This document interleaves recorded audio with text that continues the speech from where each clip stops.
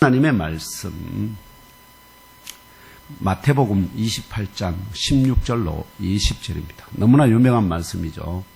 마태복음 28장 16절로 20절입니다. 찾아서 한 목소리로 합독하겠습니다. 시작.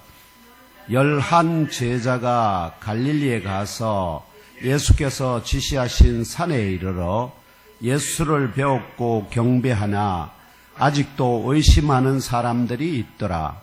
예수께서 나와 말씀하여 이르시되 하늘과 땅의 모든 권세를 내게 주셨으니 그러므로 너희는 가서 모든 민족을 제자로 삼아 아버지와 아들과 성령의 이름으로 세례를 베풀고 내가 너희에게 분부한 모든 것을 가르쳐 지키게 하라. 볼지어다 내가 세상 끝날까지 너희와 항상 함께 있으리라 하시니라. 아멘. 이 본문을 중심으로 가서 모든 민족을 제자로 삼아라는 제목으로 2023년 부활 후 두 번째 주일에 주시는 주 하나님의 말씀을 함께 상고하겠습니다. 제목 함께 다시 한번 읽을까요? 시작. 가서 모든 민족을 제자로 삼아. 아멘. 할렐루야. 예수님 다시 살아 부활하셨습니다. 네, 이 부활의 메시지는 아무리 전해도 기쁘고 즐거운 그리고 복된 소식입니다. 오늘 2023년 부활 후 두 번째 맞는 주일 예배에 참석하신 모든 형제 자매들과 온 가족 모두 올 한 해 더욱 강건하시고 범사가 잘 되고 주의 명령에 무조건 예수로 응답하시는 순종의 용사들로 연단되시기를 부활하신 나사렛 예수 그리스도 이름으로 축원합니다. 사람들을 만날 때 여러분들께서 참 그리스도인들이 정말 이게 주어진 최고의 특권은 뭐냐니까 마음껏 여러분들이 축복하고 기도해 줄 수 있다 하는 것입니다.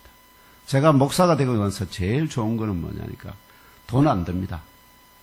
만나는 사람마다 틈만 생기면은 그 사람을 위하여 축복 기도하고 잘 되거든 좀 잘 봐주 있어 이렇게 말하는 겁니다. 그런데 제가 그렇게 기도한 분들이 치고 안 되는 분들이 잘 없어요. 다 잘 돼요.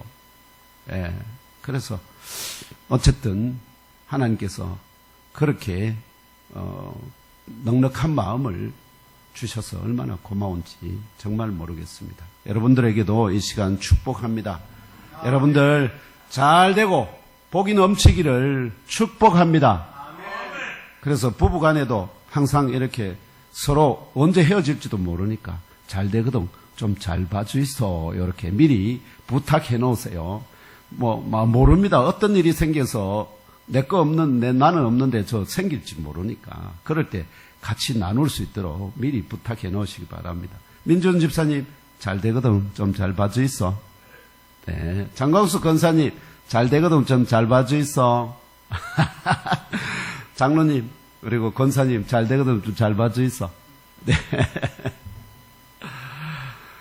주 하나님께서 만세 전에 택정하신 자들을 구원하기 위하여 십자가에 죽으셨다 3일 만에 다시 살아 부활하신 나사렛 예수께서 부활의 왕성한 생명력으로 예몸교회와 그 지체된 형제자매 여러분을 견인하여 주실 것을 믿고 너희는 먼저 그의 나라와 그의 의를 구하라는 명령에 우리 모두 온전히 순종하고 복종합시다. 무엇보다 오늘 형제자매 여러분 각자의 한 주간 삶의 보고에 따라 새롭게 하달되는 명령이 무엇인지 주 하나님의 음성을 친히 들으시고 깨달아 알고 믿고 심령에 잘 박힌 못으로 영접하시는 영적 교제와 은혜의 시간 되시고 그 받으신 명령대로 온전히 복종하여 직면한 영적 실험과 영적 전투에서 이기고 승리하시기를 다시 살아 부활하신 나사렛 예수 그리스도 이름으로 축복합니다. 네. 오늘 나사렛 예수의 부활 후 두 번째 주일을 맞아 주 하나님께서 저와 형제 자매 여러분을 위하여 주신 말씀은 장사 지낸 무덤에서 다시 살아 부활하신 나사렛 예수께서 성전에 예언하신 바대로 갈릴리의 어느 특별한 산에서 11명의 사도들을 포함한 제자들을 다시 만나셨을 때, 그들 중에 일부는 부활하신 예수를 믿지 못하고 의심하였습니다. 저게 진짜인가? 아니면 환상인가? 영적인 어떤 천사와들이 몸이 없잖아요. 그럼에도 불구하고 천사들이 뭐로 보입니까? 뭔가 사람처럼 보이잖아요. 그런 모습인가? 그러니까 우리에게 보여주기 위해서 말하면 겉으로 그렇게 보이는 형상인가? 원래 천사들은 사람 모습이 아니거든요. 아시죠? 우리 보면 천사들은 뭐 날개도 달리고 별 상상을 다 하지 않습니까? 사람 모습과 정확히 같지 않습니다. 그런데 그들이 마치 뭐 사람 모습처럼 보여지거든요. 그런 것인가 이렇게 믿지 못하고 의심하였다 하는 뜻입니다. 그래서 마가는 그들의 믿음 없는 것과 마음이 완악한 것을 주께서 꾸짖으셨다고 증언합니다. 이후에 부활하신 예수께서는 그들을 향하여 하늘과 땅의 모든 권세를 내게 주셨으니 그러므로 너희는 가서 모든 민족을 제자로 삼아 아버지와 아들과 성령의 이름으로 세례를 베풀고 내가 너희에게 분부한 모든 것을 가르쳐 지키게 하라 명령하시며 볼지어다 내가 세상 끝날까지 너희와 항상 함께 있으리라 약속하셨습니다. 이것이 오늘 본문의 핵심 전체 내용이죠. 그렇다면 부활하신 나사렛 예수께서 11사도들을 포함한 제자들에게 모이라고 지시하신 갈릴리의 특별한 산은 어디일까요? 어디에서 모였을까요? 그리고 그 의미가 무엇일까요? 그리고 이곳에 모인 11사도를 포함한 제자들의 무리는 어느 정도나 될까요? 여기서는 11명에 대한 것만 나와 있지만 11명만이 아닙니다. 그 11명을 따라다니는 또 그들과 동행하던 많은 제자들이 있었거든요. 그리고 이 지상대명의 핵심은 무엇일까요? 이 내용보다 더 중요한 것은 이 지상대명이 갖고 있는 영적인 권위입니다. 영적인 권위. 이것이 더 중요합니다. 내용보다. 이러한 명제들을 상고하는 가운데 생전에 예언하신 대로 고난받으신 후 제3일에 다시 살아 부활하셨을 뿐만 아니라 갈릴리의 어느 특별한 산으로 다시 모이기까지 성취하심으로 능력으로 하나님의 참 아들 그리스도로 증명되신 나사렛 예수를 자신의 참 주인으로 영접하시고 이 지상 대명을 온전히 복종하고 순종하는 참 제자들이 되기를 축원합니다. 예, 믿는 자들은 참 제자가 되었고 믿지 못한 자들은 어떻게요? 그 명령에 순종하지 않습니다. 그리고 그들은 떠나갑니다. 부활의 주님을 만났지만 첫째 명제는 부활하신 나사렛 예수께서 11사도를 포함한 제자들에게 모이라고 미리 지시하신 갈릴리의 특별한 산은 어디이며 그 영적인 의미는 무엇인가 하는 것입니다. 여기서 핵심이 제가 전도해야 된다 이거 말하려고 하는 게 아닙니다. 갈릴리의 어느 특별한 곳에 주께서 제자들을 죽으시기 전부터 모이라고 한 곳이 있다는 것입니다.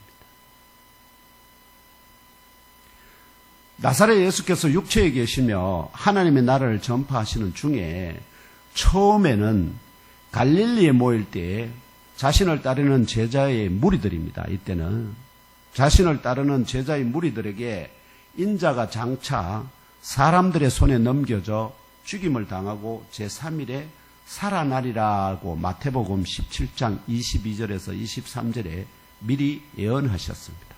처음에는 그냥 죽으시고 어떻게요? 사람들의 손에 넘겨져 죽임을 당하고 제3일에 살아나리라 하는 말하면은 예언을 미리 하셨는데, 근데 이것이 예언이 더 깊어집니다. 성숙됩니다.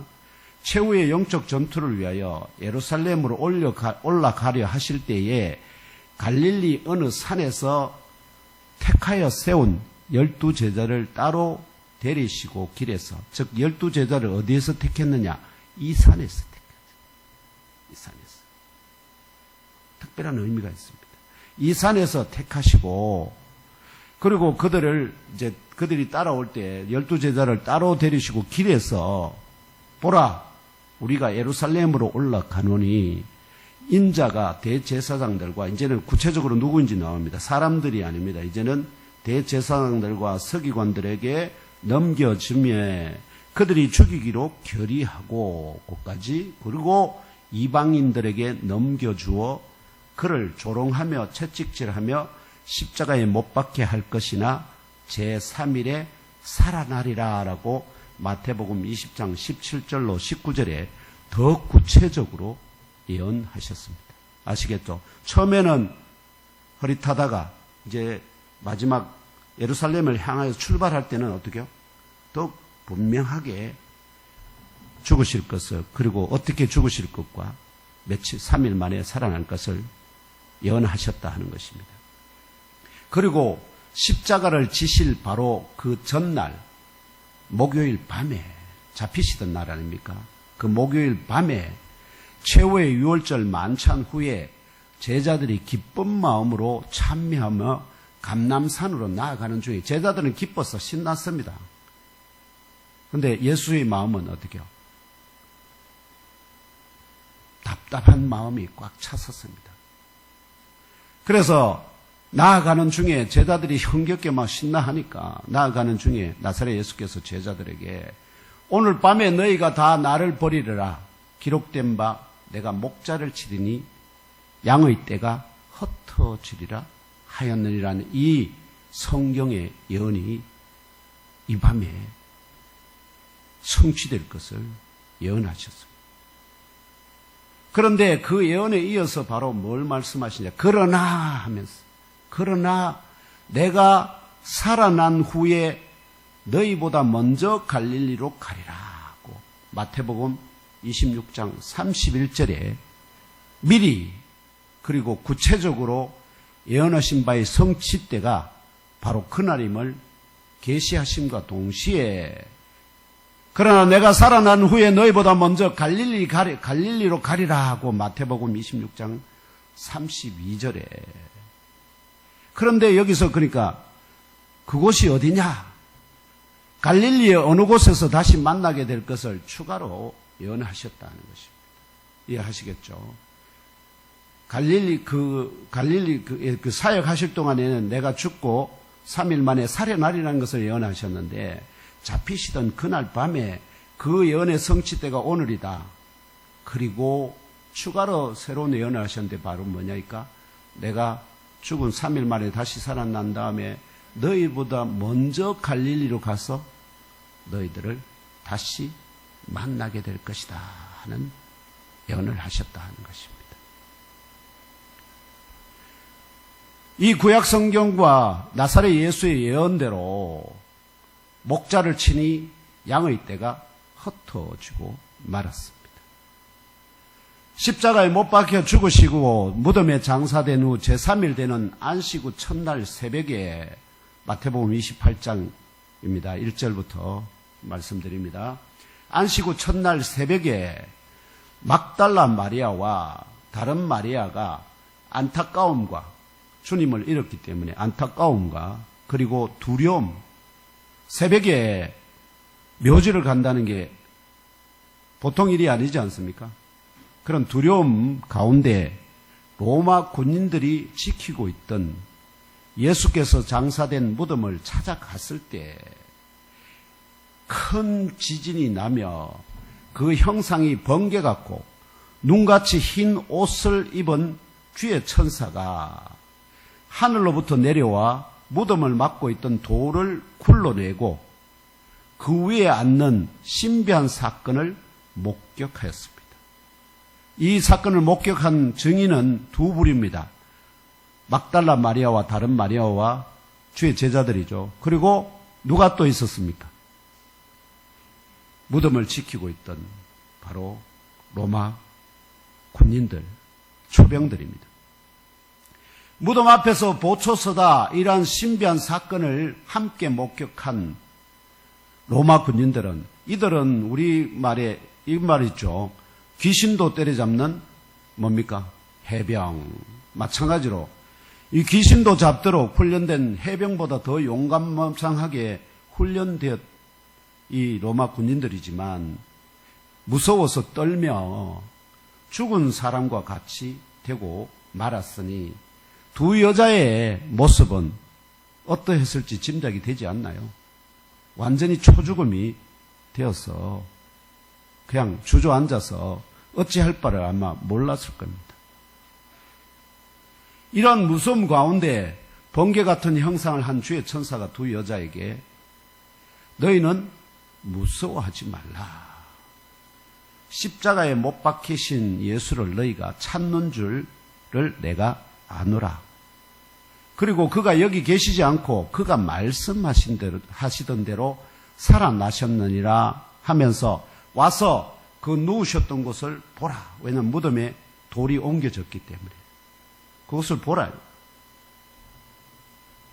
이렇게 정언하신 후에 주의 사자가 나타난 또 다른 목적이 뭐냐니까 그가 죽은 자 가운데에서 살아나셨고 너희보다 먼저 갈릴리로 가시나니 거기서 너희가 배우리라 하라 하고 주께서 갈릴리에서 다 먼저 살아나서 내가 너희보다 먼저 갈릴리로 가리라 하신 그 예언이 이루어질 때가 되었다 하는 것을 갖다가 지금 주의 천사가 먼저 여자들 통해서 제자들에게 알리라고. 그래서 나사렛 예수께서 잡히시던 밤에 말씀하셨던 갈릴리에서의 다시 만남이 그분의 예언대로 이루어질 것이라고 그의 제자들에게 빨리 가서 전달하라고 말하였습니다. 이에 두 여자가 너무나 혼란스럽지 않습니까? 첫 번째는 놀라서 거의 죽을 지경에 초죽음이 되어 있는 상태에서 또 주께서 다시 살아나타났다. 무덤이 없으니 두 기쁨과 아시겠죠? 두려움과 기쁨, 무서움과 기쁨이 뒤섞인 복잡한 심리 상태에서 막 정신없이 그 무덤을 떠나서 제자들에게 예루살렘 마가 다락방으로 돌아가고 있는 중인데 그들 앞에 그들이 더 놀라운 것을 목격하게 됩니다. 바로 다시 살아 부활하신 나사렛 예수께서 그들 앞에 나타나셨습니다. 그리고 두 여자에게 평안하냐, 평안하냐, 샬롬. 우리 전재규 장로님 좋아하는 샬롬, 샬롬, 샬롬. 샬롬. 이렇게 물었다는 것입니다. 그래서 두 여자는 마치 자신들이 보는 것이 실제인지 확인하듯이 그 앞에 나아가서 그 발을 붙잡습니다. 그리고는 만져지잖아요. 그리고는 그 앞에 엎드려서 절합니다. 처음에는 아마 이게 진짠가 하고 그 발을 잡았을 거예요. 근데 잡아보니까 진짜거든요. 따뜻하고. 거기에 뭐도 있었겠습니까?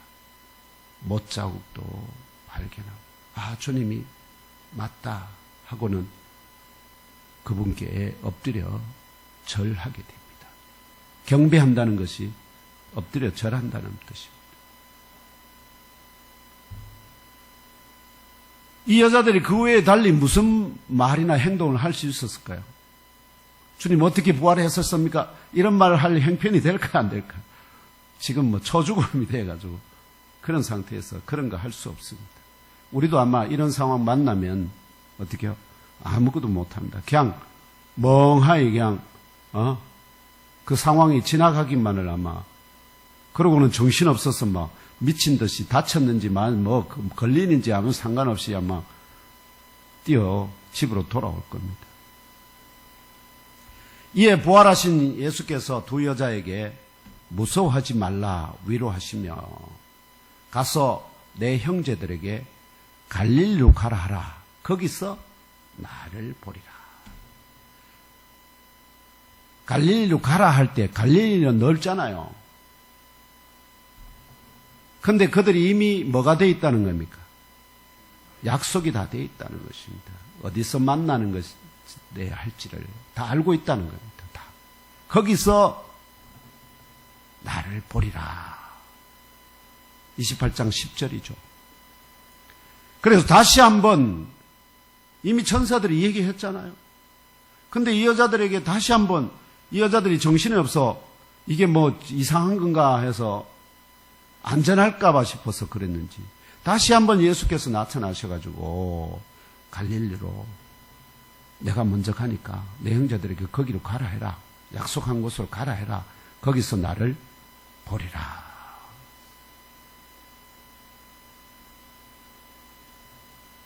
다시 한번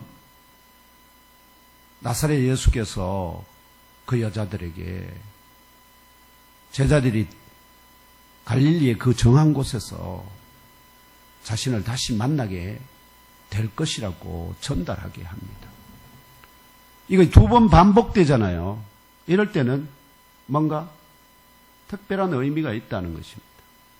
이처럼 갈릴리에서의 제자들과 다시 만남이 어떤 영적 의미가 있기에 잡히시던 그날 밤에 미리 제자들에게 예언하시고 첫 번째죠. 그 다음에 이렇게 주의 천사를 통하여 두 번째 또 부활하신 예수께서 친히 반복하여 갈릴리에서의 다시 만남에 대해 마태가 말하고 있을까요? 주께서 이렇게 세 번이나 반복해서 하는 것은 3은 뭐라고 그랬죠? 완전 굉장히 깊은 의미가 있다 하는 겁니다. 어디에서 만나는 것이? 갈릴리 그 정한 산에서 그들과 다시 만나는 것이 그만큼 어떻게요? 예수의 사역에 제자들을 세상에 파송하는 데 결정적인 중요한 의미가 있다 하는 것입니다. 오늘 본문 16절에서 부활의 증인 마태는 자신을 포함한 11사도가 갈릴리에 가서 그들과 동행하던 다른 제자들과 함께 나사렛 예수께서 지시하신 산에 이르렀다고 증언합니다. 이 산은 어디이며 어떤 영적인 의미를 가리키고 있을까요? 이 산은 현재까지 알려진 바에 따르면 갈릴리의 평지 가운데 우뚝 솟아있는 다볼산입니다. 한번 보여주실래요, 지도? 이게 갈릴리 지역입니다. 이 갈릴리 지역에 나사렛에서 가깝고 가나, 그 다음에 가보나움, 디베랴 이쪽과도 그렇게 가까운 여기 보면은 이 다볼산이라는 것이 있습니다. 그에 보시면은 요 다볼산, 이게 다볼산 전체 그건데요. 근데 이 다볼산 정상에 뭐가 있느냐 하면은 변화교회가 있습니다. 변화교회. 예수께서 변화되신 사건을 기념하는 교회입니다. 그 교회가 세워져 있고요. 이게 여러 번 쟁탈전이 일어났습니다. 이 다볼산에 말하면은 모슬렘들하고 또 기독교인들 사이에 많은 쟁탈전이 있었습니다. 그래서 현재는 요게 지금 다볼산, 갈릴리에 있는 다볼산 지역입니다. 그러니까 여기 보시면은 이 다볼산 군데에서 이게 모일 수 있는 장소가 됩니다. 그리고 이렇게 그 주변은 평지입니다. 평지 가운데 우뚝 솟아 있다 하는 것입니다. 바로 나사렛 예수께서 빛의 형상으로 변화되셨던 변화산입니다. 이 산은 보시면 알겠죠. 종 모양으로 주변이 평지라 큰 무리가 모일 수 있고요. 그리고 천국 복음을 선포하시기에 아주 적합한 산입니다. 천국 복음을 전합니다. 이 산이 사도 바울이 고린전서 15장 6절에 증언하는 바와 같이 500여 형제에게 일시에 보이시기에 딱 알맞은 장소입니다. 아시겠습니까?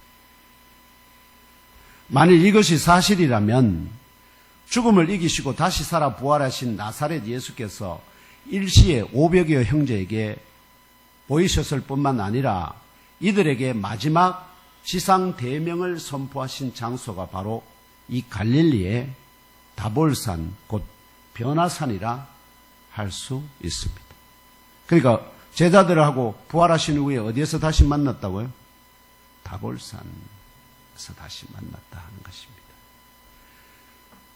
이 변화산과 관련해서 3명의 제자들이 나사렛 예수를 따라서 갔지 않습니까? 그것에 바로 빛으로 변화된 자신의 본체를 미리 보여주신 것은 뭐와 같으냐 하면은 마치 여호와 하나님께서 모세에게 자신의 본체의 뒷모습을 보게 하셨던 사건을 연상시킵니다.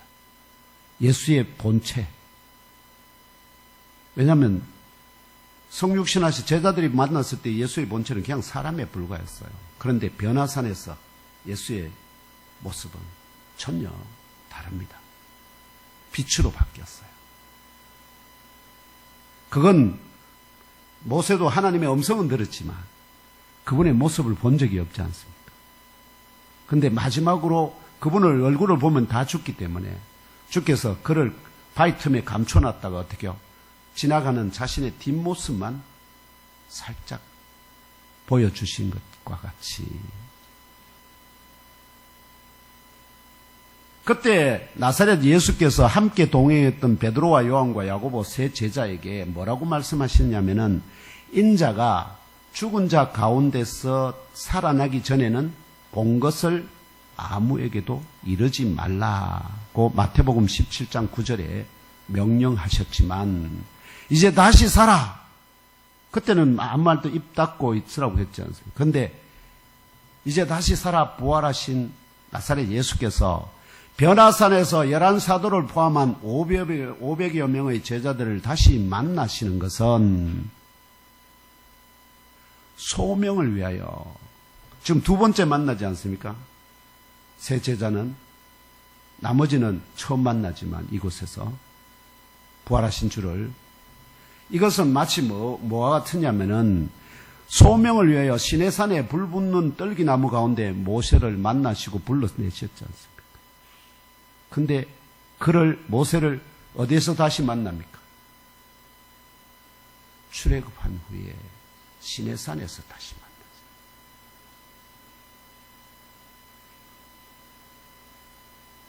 그래서 소명을 위하여 시내산에 불붙는 떨기나무 가운데 모세를 부르셨던 여호와 하나님께서 이스라엘 백성을 출애굽시킨 모세와 그 백성을 시내산에서 만나 주셨던 사건들을 연상시킵니다. 사도들은 모세와 같은 자리에 있고 영적으로 그 제자들은요 그의 백성들이에요. 그러므로 인자 대신 나사렛 예수 자신을 여호와 하나님의 위치에 아시겠죠? 나사렛 예수께서 이렇게 하시는 것은 자신이 누구와 동등이라는 거예요. 여호와 하나님과 구약의 여호와 하나님과 동등이시고 11사도와 제자들은 모세와 그 백성들의 위치에 세우시는 영적인 의미가 있습니다. 이해되시나요? 예. 아직까지 이렇게 말씀하신 분은 잘 없습니다. 출애굽한 이스라엘 백성들 가운데도 창조주 여호와 하나님을 온전히 믿지 못하는 자들이 함께 했지 않습니까? 11사도와 제자들 가운데서도 부활하신 나사렛 예수를 배웠고 엎드려 절하면서 이들 중에는 일부는 여러 번 봤지만 500여 형제들은 어떻게요? 처음 보는 자들도 그 중에 많을 겁니다. 그들은 처음 보는 그 부활하신 나사렛 예수를 살아 육신에 있을 때는 봤지만 자신이 보는 것이, 그래서 나사렛 예수를 배웠고 엎드려 그들이 절합니다, 모두가. 그런데 절하면서도 자신이 보는 것이 실제인지 천사와 같은 영적인 환상에 불과한지를 분별하지 못하는 제자들이 있었다고 마태복음 오늘 본문 17절에 증언합니다. 그들이 의심하였다 하는 것은, 이거 진짜인가? 진짜 살아나신 거 맞나? 아니면 진짜 살아나신 것처럼 보이나? 아시겠죠? 천사가 그 모습을 사람처럼 보이듯이 부활하신 예수께서 영이시니 그 영적인 것이면서도 불구하고 마치 그 몸이 있는 것처럼 보여주시는 것이 아닌가, 이렇게 의심하는 자들이 있었다 하는 것입니다.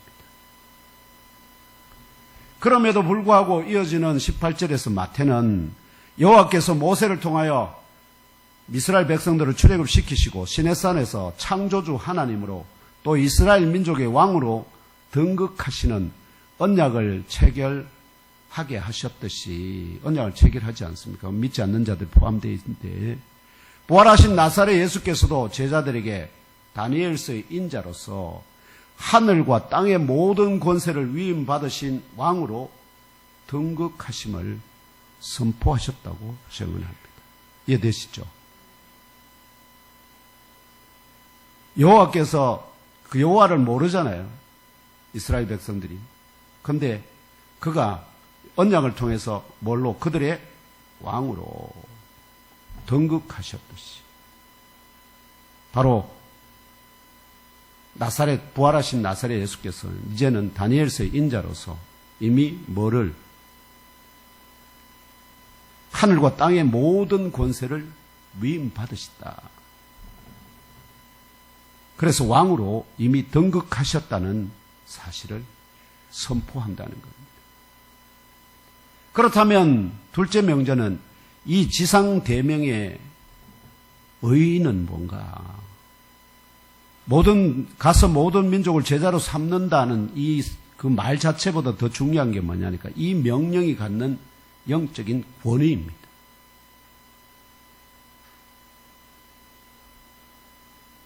그러면 지금 모세와 여호와와 모세, 그 백성, 부활하신 나사렛 예수와 사도들과 그 백성, 제자들, 이 관계의 선상에서 보면은 여호와께서 택정하여 세우신 종 모세를 통하여 언약을 맺은 이스라엘 백성을 군대로 삼아서 약속의 땅을 차지하게 하심같이 부활하신 나사렛 예수께서도 11사도와 여기에 몇 명이나 모였을까요?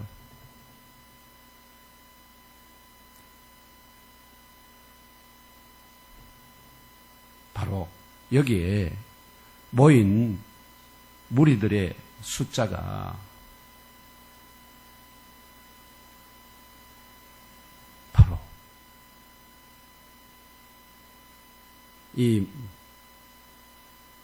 바울이 고린도서 15장 6절에 증언한 바가 있죠. 그들의 일시에 500여 형제에게 보이셨다. 딱 여기가 아시죠? 다른 믿지 않는 자들이 찾지 않는 딱 독립된 이 공간에서 일시에 500여 형제에게 보이기에 딱 좋다. 그래서 결국 바울이 증언하는 바 500여 형제가 일시에 보이셨던 사건은 이 변화산에서 일어난 사건일 가능성이 많고요.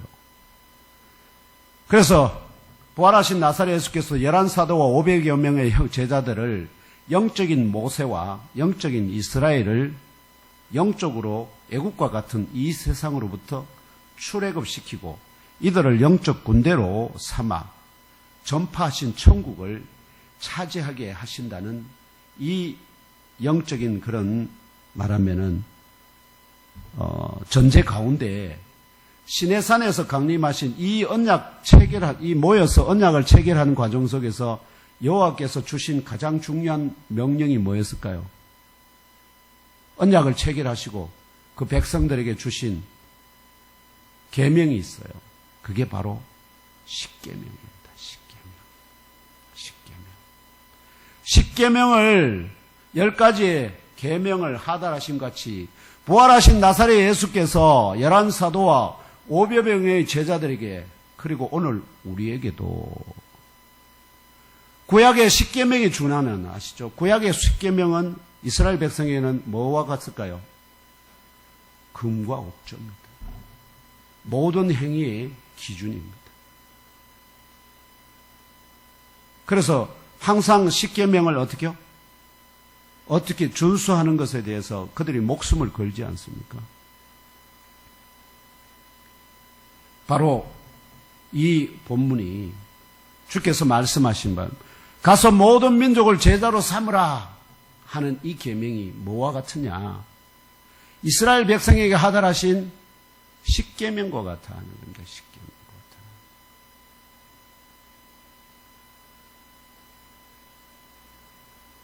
그러므로 부활하신 나사렛 예수께서 11사도와 500여 명의 제자들에게 그리고 오늘 우리에게도 구약의 십계명에 준하는 이 지상대명을 명령하신 것을 깨달아 아시고 믿고 잘 박힌 못으로 심령 깊은 곳에 영접하시기를 축복합니다.